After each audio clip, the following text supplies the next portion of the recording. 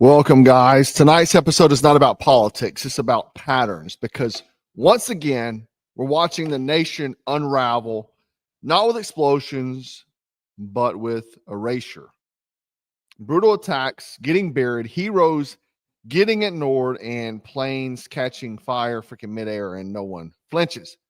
And the most damning files in modern American history are being protected by the very people who promise transparency. If you think this is random, then you're asleep or a sheep. Bottom line. Let's break it all down.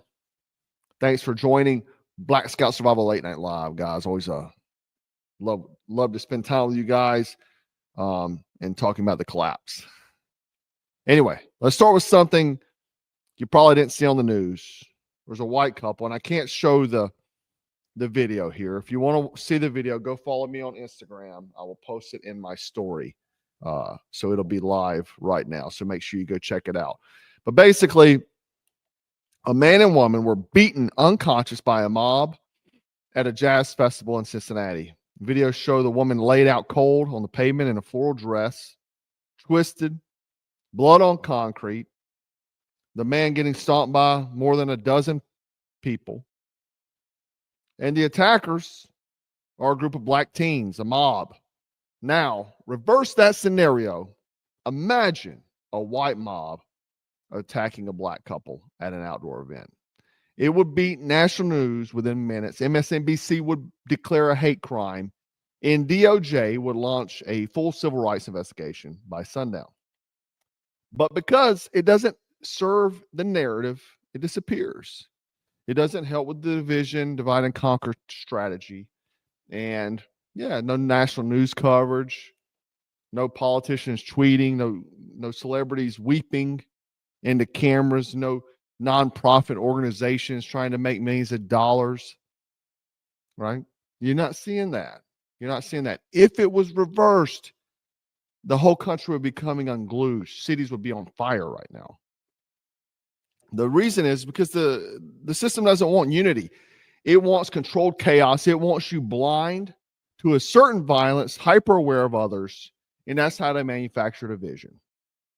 And while this couple bleeds, CNN is too busy defending freaking Ukraine borders to care about Cincinnati streets. The other thing is that even if you mention this, you're called a racist. But it's truth. If you just take victim mentality out of it and look at things objectively, if the roles were reversed, it would absolutely be crazy out in the streets right now. So again, objectively looking at it, this is a problem. Okay. Anyway, horrible. Obviously, I watched the video, and I encourage you to go to my Instagram. If you're not following me on Instagram, you're wrong anyway. You're wrong. Go follow me on Instagram, X, everywhere. I don't know why you wouldn't. I love you guys. Follow me. But we can continue on talking about news that doesn't fit the narrative. They never cover that if it doesn't. So this is Traverse City, Michigan. And obviously I can't show the video. So basically go follow me on Instagram so I can put it there. A man goes on a stabbing rampage inside Walmart. I have to blur out the firearm because, YouTube. But he's slashing random people in the produce section. Nearly a dozen victims, a woman, a child. And who stops it? Not the cops, not the state, a private citizen, Derek Perry. A good guy with a gun. Armed, ready to go. Okay. Isn't it crazy? They would have taken away guns, but what stops bad guy with knife? Good guy with gun. The thing is that if they ban guns, knives would still be legal, and then this tragedy wouldn't have stopped by this good guy with a gun. He had the courage. He had a pistol, and again, he had the balls to use it. He holds the stabber at gunpoint until police arrive. Okay, and he's got some criticism online. They're saying, "Oh, you're holding it wrong, this and that." Dude, if me and George Washington got into a gunfight today, who do you think will win? Firearms are firearms. It's a force multiplier. Okay. Anyway, so people trying to critique this guy, stop it. Stop it. He saved the day. Lives were saved. It could have been a massacre. But you won't see his face plastered on magazines. You won't see CNN talking about it because Derek doesn't fit their template. They only mention a good guy with a gun when they want to ban them, and they paint the good guy as bad. Meanwhile, the suspect's identity, this is him here, was described vaguely as foreign in the beginning. The sheriff danced around the question. So speculation ran wild. And then we find out the name. Bradford James Gilly. American as hell. He looks like your average meth head drifter. White guy. But because he's a white guy, now we can file the terror charges. If he had been some other race, they would not have filed the terror charges. But when they found out he was a white guy that looks like a meth head, your normal Saturday night 2 p.m. Walmart shopper, they're good with it. So let me get this straight, man. They tried to hide the attacker's identity because they were afraid in case he wasn't a white guy. They ignored the armed hero who stopped him. And you have to ask yourself why. Because if the public sees too many ordinary Americans stopping evil with firearms, the gun control agenda dies in real time.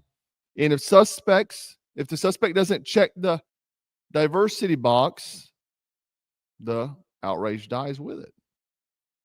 Right? The media doesn't report truth. It selects narratives. We talked about this, the Smith-Mundt Act of 2012, the revision Obama did. It's proven that the government is running psychological operations even currently, right now. And again, this is where we're at. This is where we're at. They're going to try to manipulate the system regardless for their suspected outcome. It's controlled chaos. And why you would ever think about flying on an airplane again, dude? I used to jump out of airplanes in the Marines. I am not getting on a freaking airplane. Look at this.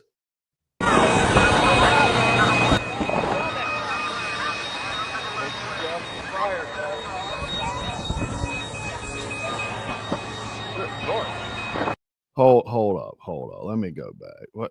How did this lady get spit out on a face dive here? Let me go back. You see that face dive she took? How did that even happen? It's a slide, man. We've been preparing our whole lives from kindergarten to slide down things. Let's go back. I got to see that again. Dude, come on. This is what panicked Americans are like. Dude, you gotta train for stress inoculation. You gotta get used to stress and duress. Really. I see too many Americans just panic about not saying this is a ideal situation, but you make it way worse. This lady probably got a broken nose.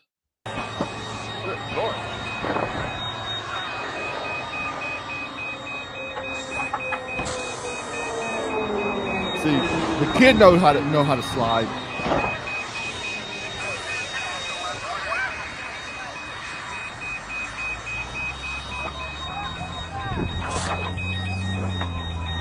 This guy, boom, spills with his kid. Okay? Come on, boy.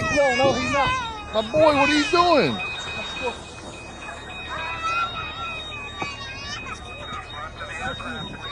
Probably broke that kid's leg. My guys. So American Airlines 737 MAX 8 caught fire during takeoff. Flight 883023 from Denver to Miami. Full evacuation on the runway, as you've seen. And landing gear burst into flames. 173 passengers, 6 crew, smoke pouring out of the sides, as you saw. Barely a blip on mainstream media because, man, we cannot hurt ticket sales. We can't. Because the plane, the MAX 8, has a nasty history. Crashes, mechanical failures, groundings, corporate greed wrapped in a fuselage. But Boeing gets bailouts, not boycotts. You think they'd react this way if a TikTok influencer got kicked off of a flight? But a literal plane on fire, move along. And now the FAA is saying they're investigating. Translation, they'll sit on it until the public forgets, because the public forgets everything, man. They moved on. Me and Mark Priscilla are talking today. The Vegas shooter, I think he and I are the only people that talk about that. We know who was behind that. We know. I mention these folks all the time. They were behind it because the Saudi prince was there. We know. We know. Okay. Then the ATF kicking in that airport executive's door, eliminating him on the spot in front of his wife. Not public forgot about it. You're being conditioned to accept failure, crashing systems, burning planes, dysfunction as normal. They're normalizing breakdowns while numbing you with entertainment. What's the next TikTok trend? Numbing. And then let's get back to the rotting of the core. A man named Jeff Epstein. Congress finally tried to force the DOJ to release the full unredacted Epstein files. But not the sanitized, not the fake victim, PR run, the real stuff. And who steps in? Speaker Mike Johnson. Yes, the Republican Christian warrior who said he'd clean house. He called the release reckless, said it might expose victims and contain unverified rumors. So we can't do anything about it. Just let him go free. Oh, really? So now we're concerned with reputations? Dude, they weren't worried about reputations when January 6th grandmas got raided at gunpoint. They weren't concerned about rumors when Kavanaugh got accused of sexual assault with zero evidence. They didn't care. But now, when it's the real traffickers, let's get the caution tape out. It's what I call the final betrayal. Republicans don't want transparency. They want optics. You want me to prove it to you? I'll prove it to you in a moment. They'll parade Epstein victims on the campaign ads. I've seen a bunch of them while refusing to name who brought them. I've seen the campaign ads. Donald Trump himself, we need to get to the bottom of the Epstein files. They think they'd hesitate if it were you on that list. You think they would? No, they're protecting their own. Man, and to be honest, I don't even need the names. I just need prosecutions. Don't even show me a list. Don't release that to the public. I want people arrested. Just prosecute these people and don't release any files to me. Just take some action. It's like last week, Obama committed treason, but now he's got immunity. And the people that work for him will just say, I was just following orders. He got immunity. I was following orders. So no one will be prosecuted. If that's the case, then maybe he should just start sending out Delta Force hit teams instead. Because if you have immunity, why not? I mean, if treason is off the table, it's okay, though, because he posted a meme. That's justice, at least, right? And this is what I'm talking about. All they care about is optics. Oh, it's funny, treason. Let me just post a meme. It's funny. Let me do a podcast. This is justice now. This is what is sickening. This is what you call justice. I joked about this, but this is the truth. Let me make it plain. You are being lied to. Your cities are not safe. Your skies are not safe, and your children are not safe. And the people in charge are complicit. The truth is no longer buried. It's being actively smothered. And the heroes are being ignored. The villains are protected, unless it turns out to be a white guy. And anyone who demands answers gets labeled an extremist. So here's your checklist. Mob attacks with no media coverage. Mass stabbing stopped by gun owner buried. Plane catches fire mid-flight. Media yawns. Jeff Epps protected by your own leaders. This isn't a coincidence. It is a system maintaining itself. And the world isn't broken. It's working exactly how they designed it to. with the globalists. But here's the good news. Once you see it, you can't unsee it. Now, there's a few people out there still drinking the Kool-Aid. Put it down and start opening your eyes. And once enough of us see it, the system will break, period. Because we won't be buying into it anymore. If this message hit you, don't just scroll past. Drop a comment. Why do you think they hid the Cincinnati story? Why do you think Mike Johnson is blocking the files? Why wasn't Derek Penny out on every front page in America? Share this video. Send it to someone who still believes the media is telling the truth. And if you're new here, please subscribe and go follow me on Instagram as well. Because here we expose the rot and we name the names. You're watching Black Scout Survival Late Night Live. Intel, we stay frosty, strapped, and dangerous, aware, and we stand the fight. Take care.